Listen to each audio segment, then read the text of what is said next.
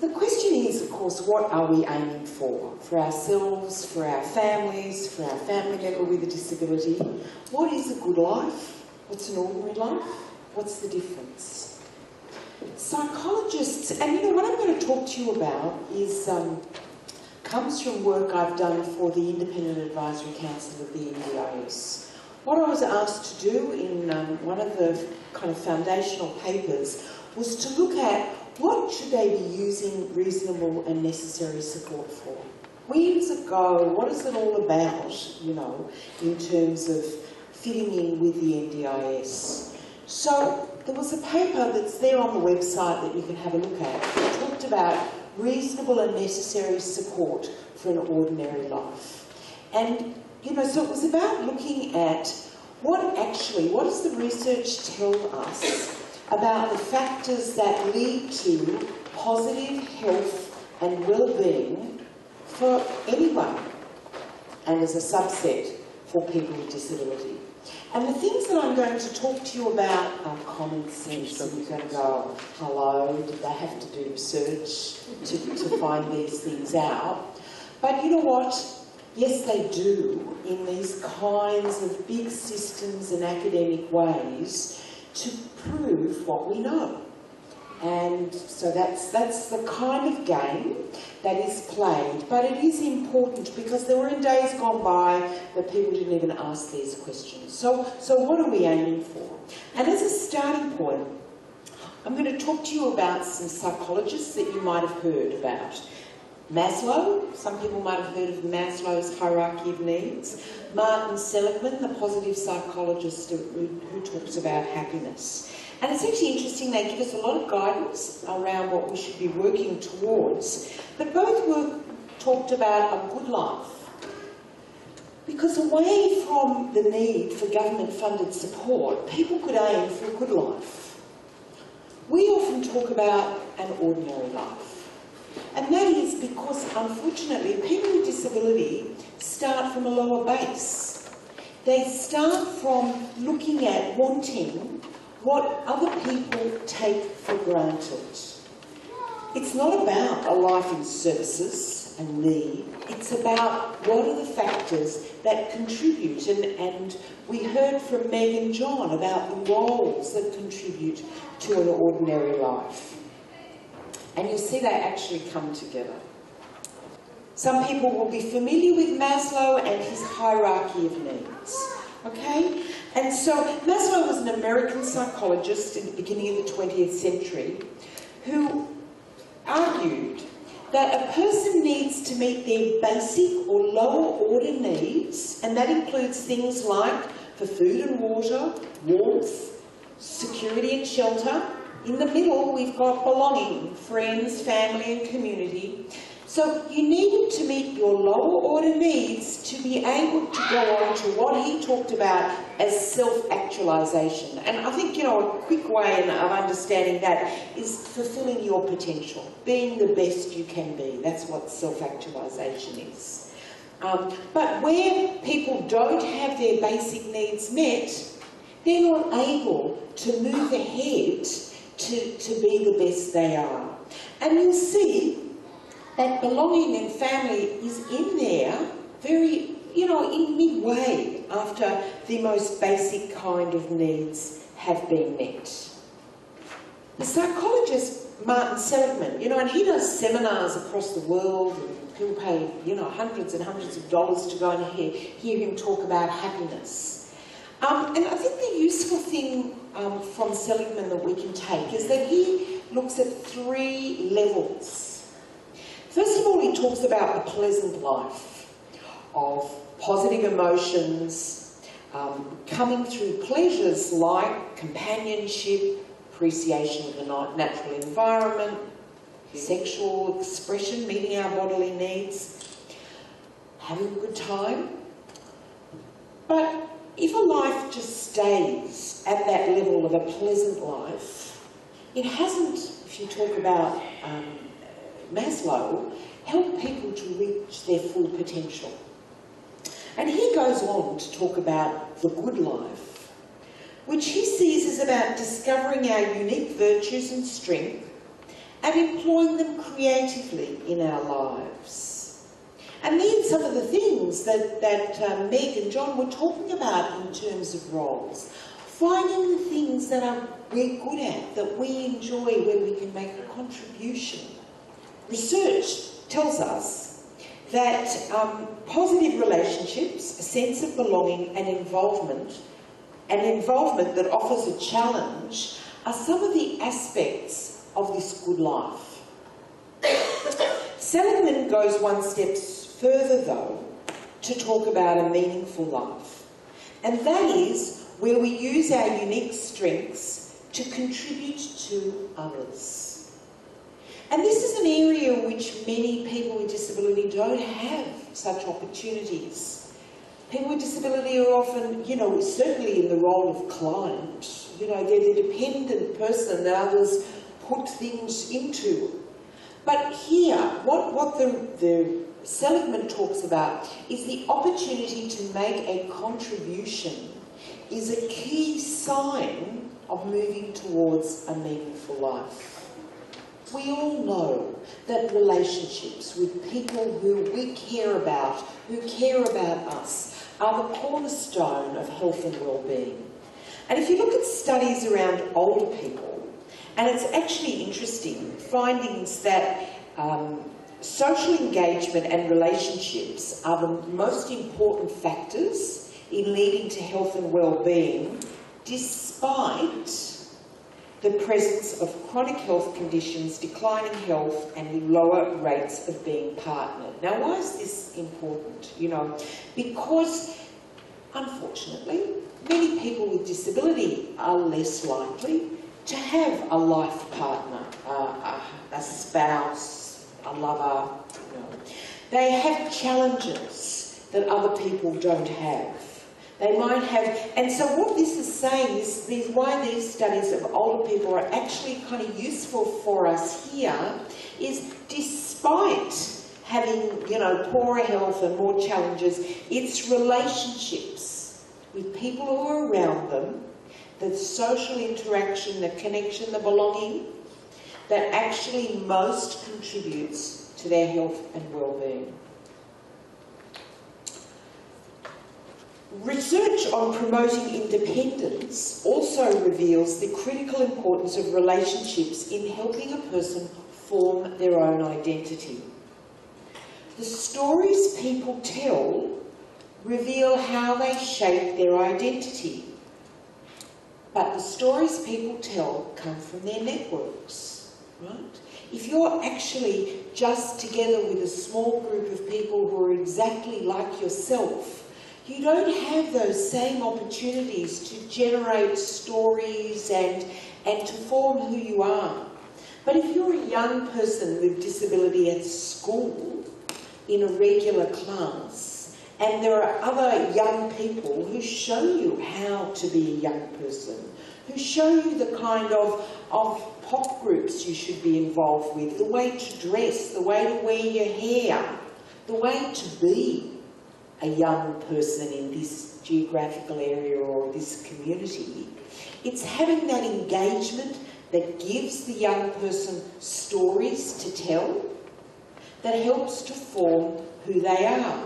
And once again, if people are just together with other people with disability, they don't learn what it is to be a regular 5-year-old, a regular 15-year-old, a regular 25-year-old.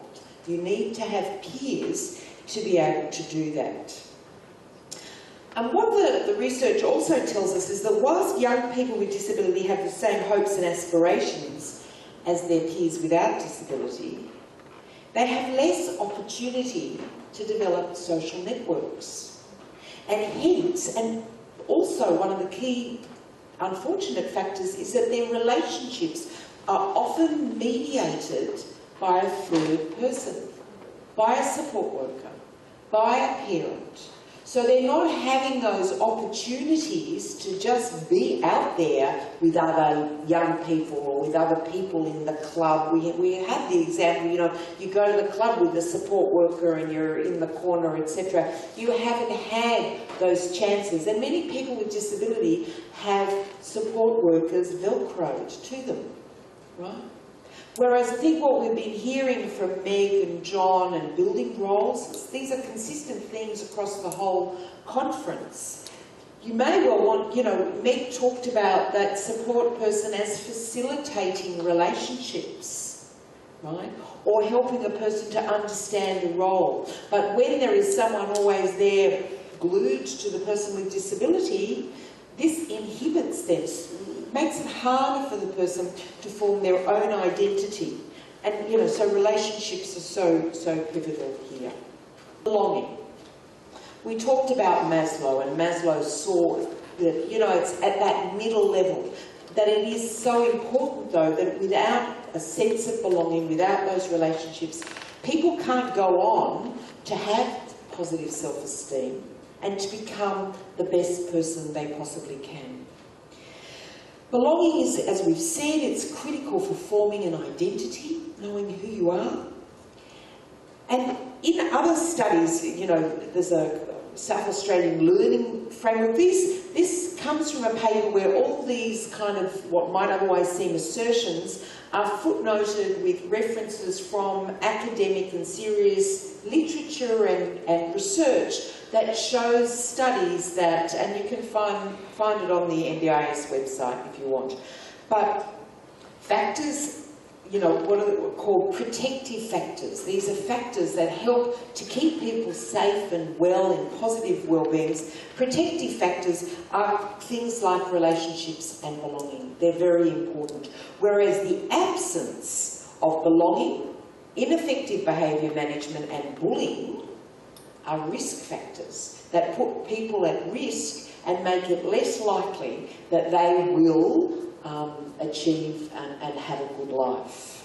Now, this is something, you know, this is about high expectations and the worry that lots of families have at school or in some kind of sheltered programs is that the people are never challenged to go beyond a low base, a low stereotype, etc. And in some of, you know, being in a regular class, for example, challenges, you know, you see the progress that other children are making, and it doesn't mean that everybody is keeping up with that same progress. But for example, when everyone's learning about geography, you know, there might be kids in the class that are kind of analysing river systems, but you are at least learning that there is something called a river, and that the river in this geographical area is the Clarence, right?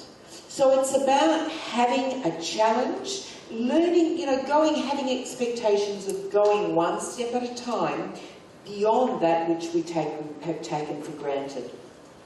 And research into brain theory recognises that deeper learning occurs when young people are provided with experiences and environments that encourage active involvement with their learning. Now, now, isn't that a surprise? You know, but it's there, and it shows educators the kinds of things that they need to engage with. You know, it needs to be learning that is made real for people in their environment, in their community, so that the young person, or all of us, learn.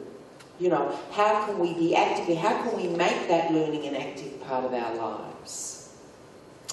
Other researchers, Cohen and Dugan, found that students are more likely to be engaged with learning activities that are challenging, relevant and meaningful, and are tailored to their interests, strengths and aspirations. So this is about the roles again, and how one role cascades into others. So, you know, having learning that is relevant and builds on people's aspirations gives them a motivation to continue to learn. Stokes' research tells us that optimal learning occurs when people take a task that offers a challenge that sits just beyond existing skills to provide a learning opportunity. I mean, this is kind of common sense, isn't it? It's not things that are too hard, but it's not something that's always just comfortable, right? So that you can grow and develop. And it's about finding the places and spaces where those kinds of supportive challenges can happen. so that people can rise to the occasion and feel positive about themselves. And if we go back to Seligman, he said that a meaningful life, he added that component of a challenge as part of it, you know, going that beyond. And he also talked about, as I remind you, that making a challenge and making a contribution, giving to others in one way or other, having those roles. Independence is another factor that is associated with health and well-being and a positive life. Now, what does it actually mean? Because in terms of people with disability, sometimes, you know, there is often a need for assistance. And so it's possibly better to think about these things in terms of interdependence.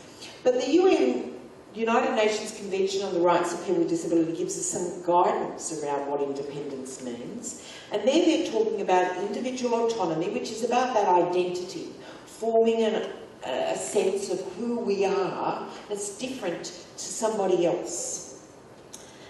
Having an opportunity to be engaged in decision-making. Now that's actually a very, very important factor. And there's research around decision-making in children and young people with disability that showed that young people with disability actually lack voice in their own lives.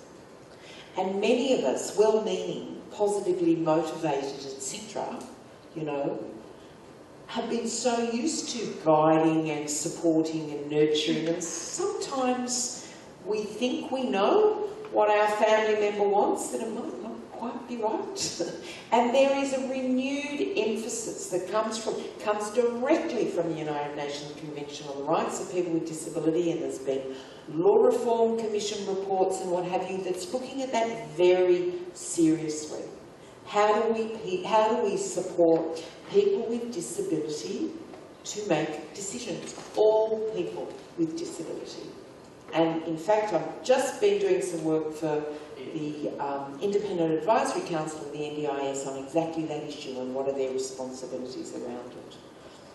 And the other factor about independence is opportunity to access physical, social, economic and the cultural environment, being out there with other people of the same age, culture, community and what have you, and that without that engagement, active engagement with others, then a person doesn't gain the opportunity for independence. And here, you know, I think that it's often most useful to think about it as interdependence, being in a valued partnership with others, rather than, you know, being kind of fiercely independent. And here I'd like to draw an example.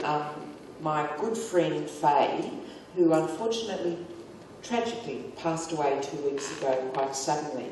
And she was an important role model for me when my daughter was young. And, you know, when Yael was kind of, I don't know, under 5, younger than that, and one is struggling with a physio and OT and speech therapy, and the goals are walking, talking, you know, fingering and all those kinds of things. And through Faye I learnt she was a woman that had very significant physical disability, and she was the Executive Officer of the Disability Council and of PWD and head of the Human Rights Unit of the Human Rights, you know, very significant and influential roles. And she said to me, she could get up at 5 o'clock in the morning and struggle to kind of shower and get dressed and all those sorts of things, and by 9 o'clock she'd be ready to go back to bed, you know, exhausted. Or she could have someone come in and do those things with her, for her, so that she could go out and have a career and make a difference. And that was, you know, as a parent of a young child who's struggling with all these physical things, it was kind of like, yeah, oh yeah, what's important? What will give health and well-being? What, you know, it doesn't say you don't try on these things, but it's that interdependence. And it's about realising where will actual assistance just help you to get on with the real goals of relationships, belonging, making a valued contribution. Factors that impact on opportunities for independence. There's 3 key themes that come out of the research. One is identity development, and we've talked about that in terms of helping people to be independent, when they've got a sense of themselves as a unique person, but a person who is like others in their age and community.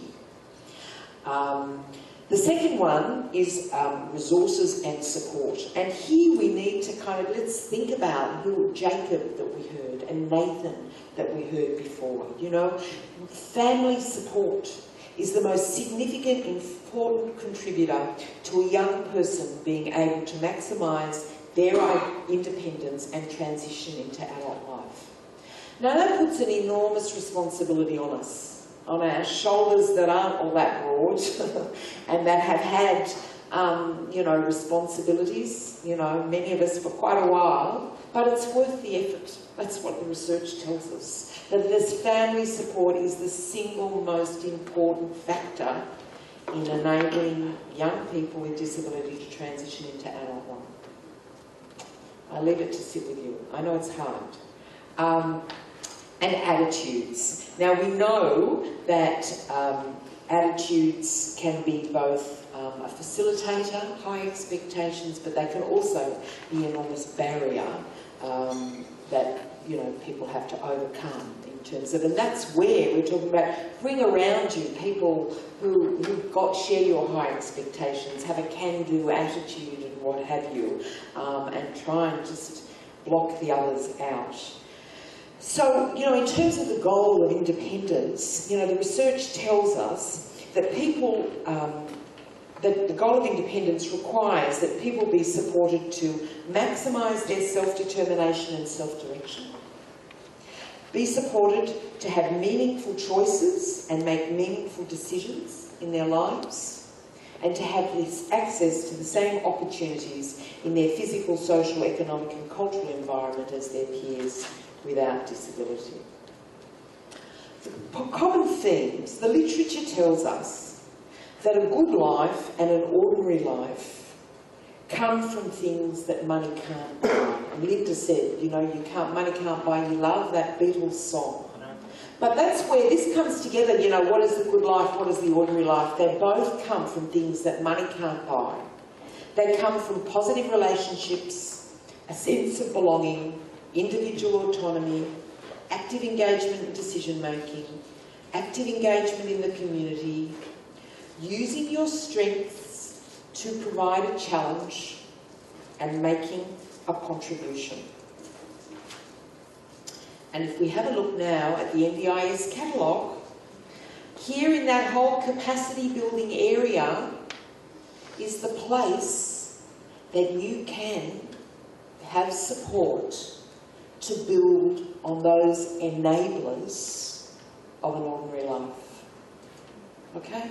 Linda, as experienced, knowledgeable as she is through the NDIS, through that capacity building stream, is getting support to implement the dreams, Jacob's dreams. I mean, she's helping other people to implement it. Sometimes close to home, it's good. It doesn't have to be paid support to do it. It can be people in your own circle, but it needs to be people who will challenge you, who will make you go the step that's really, oh God, how hard that's going to be, but that is going to be beneficial. There's one more thing I want to talk to you about in this, about the research, and that is there's a new language that we kind of just change and acquire language, and people outside will look at you and say, you know, capacity building. Now, who thinks 5 years ago they'd ever heard about capacity building? Right? It's kind of, but now it's all about, it's the trend, it's the thing. Well, what on earth is it? What are we actually talking about in helping people? We all have a sense of it, don't we? But I want to leave you with perhaps a new concept that you might not have thought about, but I think is terrific. I like it a lot. It's called self-efficacy. I know it's one piece of jargon for another piece of jargon, but I think this is a good one for you to have. Self-efficacy is about an individual's belief in his or her ability to influence their own lives and their environment. That's your self-efficacy, is your belief in yourself. I have potency, I have authority, I can do things in my life. And there was a theorist by the name of Bandura, an American, who wrote a great deal about self-efficacy. And I think that it's one of the core things that we're aiming for around both ourselves as family members as well as around people with disability. So how do you know, a person who has strong and Nathan Basher has very strong self-efficacy.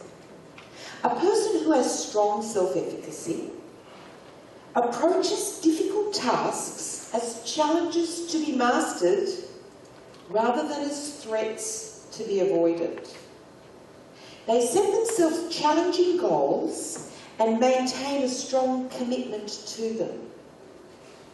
They harden and sustain their efforts in the face of failure. They quickly recover their sense of efficacy after failures or setbacks. They get on their feet.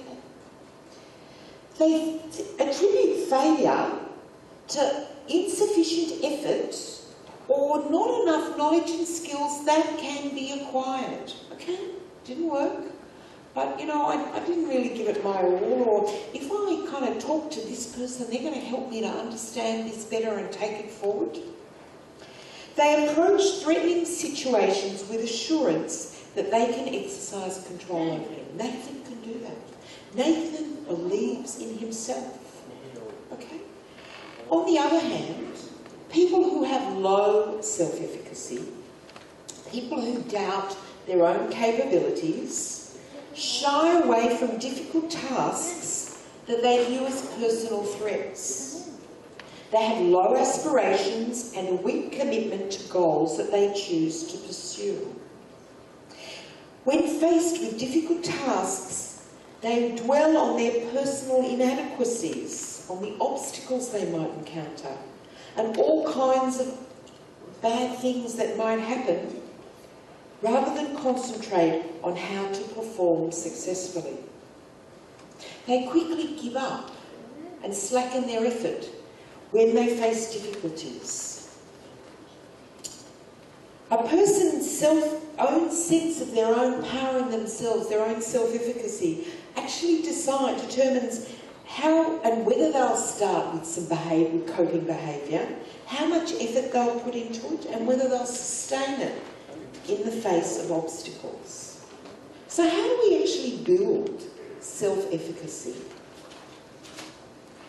Bandura argued that expectations of our own sense of our, power of ourselves comes from 4 sources of information. And I'm using the big terms there, I know it's jargon, but if you're familiar with them, and then, we can talk about what they mean. He talks about performance accomplishments. That means your past experience, okay? So your sense of your own authority in your life comes through, and when it's been negative, it's a detriment, it makes it harder.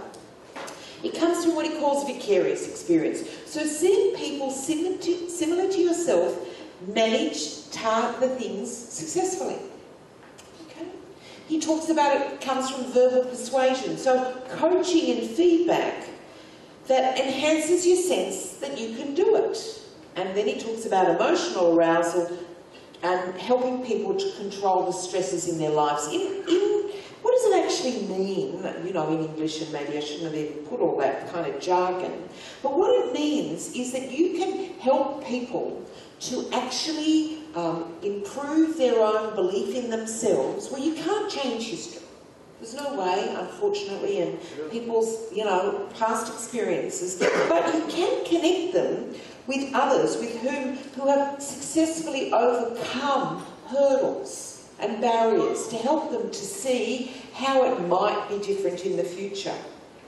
You can give them some coaching and feedback that enhances their belief in themselves and their belief in the possibility of success. And you can teach people coping skills to deal with their own emotions that kind of can get in the way, of thinking that, I can't, I never can, and those kinds of things. What are some of the key messages in building your own sense of your ability to influence your life? There's 3 things. Number 1 is role models, okay? But you've got to be careful in who you match. Matching is critical in terms of role models being successful. And a role model, the research tells us, make sure that your vision of the leader looks like you. Okay? A role model needs to be Nathan provides a magnificent role model to many people with intellectual disability. But one of the things is the right role model should needs to be, matching on a whole range of factors. But one of the other key things is to make sure that the role model isn't too far distant from the person and where they are at. And the research is very cute, talks about the Hillary Clinton effect. So that in terms of young women, is Hillary Clinton somebody that actually makes them feel powerful in themselves? Or is the distance so great that it actually has a negative effect and you kind of give up in terms of, goodness me, I could never be like her? So the key thing here that I want to say is that role models are important, but you need to choose your role models carefully. Okay? Someone that is like the person who is having the role model and provides some guidance in a way that is achievable. The second key way of building self-efficacy is learning by doing. That's a very scientific term, etc. But what it is having the opportunities to try. And, some people might have seen My Choice Matters, the Run project. Some people might have been involved in that. And what it provided is exactly this learning by doing. It provided people with a small amount of money. They were given help to put in a little proposal about what they wanted to do with that.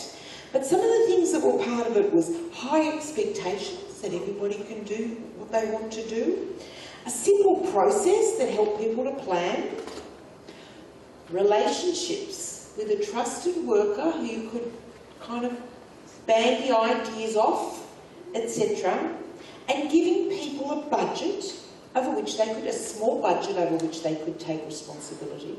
So people had the opportunity to learn and grow and see that others believed in them. And that is a really, really important way that we can help to build people's confidence that they can do things for themselves. And the final thing in terms of these kind of role models, mentoring and things like that, one of the key things though, this is a trusted advisor, and young people with disability often are offered mentors as they go through transition, from primary school to high school, from high school into the adult world and what have you. And one of the and that can provide, if you're matched properly, that can provide a really important avenue for support. But one of the key things that is a little bit of a red flag or something to learn, from the research is that the person who provides the assistance, their health and well-being is always enhanced. And the people who are being helped, their health and well-being is sometimes enhanced. So what that says in terms of kind of mentoring and the like is we need to enable people with disability to be in helping roles and to contribute to others to the maximum extent possible, so that each and every person can make that contribution. So really, it's really summarising that what does the research tell us about what promotes positive health and well-being is that it comes from things that money can't buy. It's positive relationships, a sense of belonging, individual autonomy, active involvement in decision-making, active engagement in the community, using your strengths to provide a challenge and making a contribution. So they're the things we know. They're the themes that have come across in all the sessions so far of the conference. But it's what is backed up by the research about what actually enables people to have a good life. What does the research tell us?